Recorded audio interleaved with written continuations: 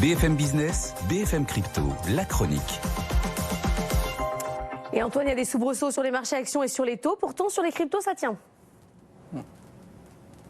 Oui, on reste stable avec un Bitcoin sérieusement attaché aux 26 000 $. Pareil pour l'XRP sur les 51 cents. Donc clairement, ça depuis quelques jours, la tendance dominante, c'est un coup de faiblesse en revanche de l'Ether qui se prolonge et qui fait même passer la crypto sous les 1600 $. Elle perd 1,7% sur 5 jours contre plus 0,8 pour le Bitcoin et même 2,11 pour l'XRP. Et Antoine, gros plan sur la stablecoin Tether, une des premières à lier son avenir à l'intelligence artificielle. Il y a eu une opération significative.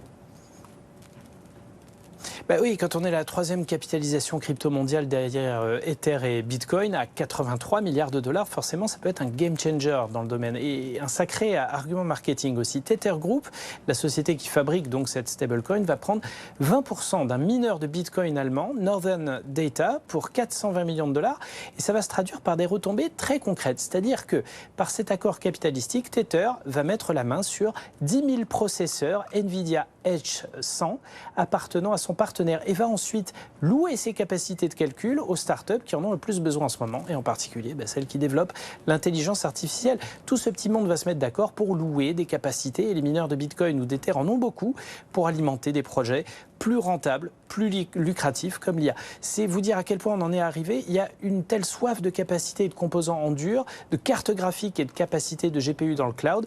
Leur prix a tellement explosé et leur disponibilité est tellement réduite qu'on en vient directement à se battre sur le parc existant pour s'y arroger le pouvoir. Le deal, selon les analyses, pourrait même voir l'alliance Tether Northern Data devenir la puissance numéro 1 en Europe à ce niveau et potentiellement devenir un concurrent direct du cloud d'Amazon, de Microsoft ou d'Oracle.